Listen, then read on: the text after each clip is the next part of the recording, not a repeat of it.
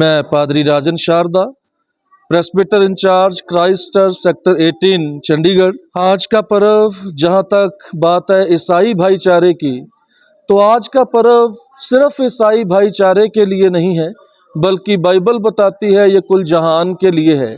खुदावंद के वचन में, बाइबल में लिखा है कि उसने जगत से ऐसा प्रेम किया। उसने से मतलब है खुदावंद ने, परमेश्वर ने, परमात्मा ने, परमेश्वर ने जगत से ऐसा प्रेम किया कि अपना इकलौता बेटा दे दिया, ताकि जो कोई उस पर विश्वास करे वह नाश ना हो बल्कि अनंत जीवन पाए।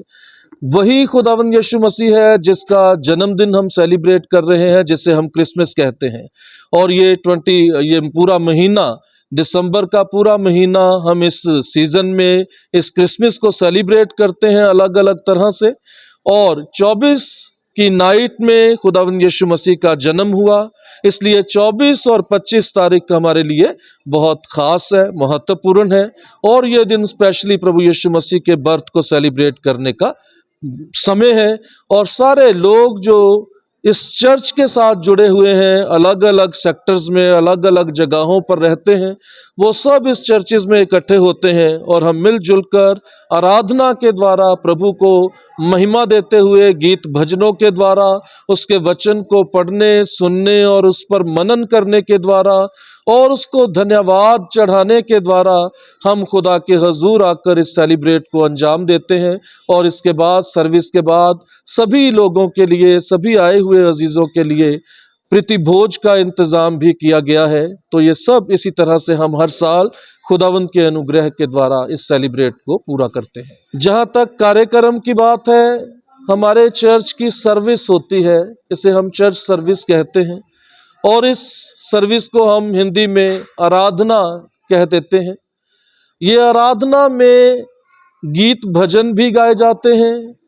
इस आराधना में प्रार्थनाएं, विनतियां भी की जाती हैं। इस आराधना में परमेश्वर की वाणी को भी पढ़ा जाता है, सुना जाता है, उस पर मनन भी किया जाता है। और ये सब कुछ मिलजुल कर कुल एक आराधना बनती है, चर्च सर्विस बनती है। ये इसका एक पर्टिकुलर टाइम होता है। हमारा टाइम है 10 बजे से लेकर, आपने देखा लगभग 1 बजे तक का ये टाइमिंग रहा, 2 घंटे का। उसके बाद हम अपनी खुशी को अपने लोगों, अपने अजीजों के साथ खाने के रूप में बांटते हैं और उसके बाद शांति से यहाँ से रुखसत होता है। आज के दिन के लिए हम वही मैसेज देना चाहते हैं जो प्रभु का वचन कहता है। और प्रभु के वचन का मैसेज ये है कि परमेश्वर ने अपने इकलौते बेटे को इस संसार में भेजा और उसका एक ही मैसेज था कि सब लोग आपस में प्रेम से रहो।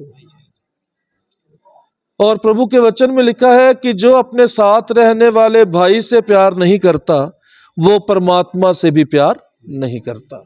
इसलिए सबसे पहले हमें बाकी सब चीजों को छोड़कर, धर्म, जात पात, इन सब चीजों से पीछे हटकर खुदा ने हमें इंसान बनाया।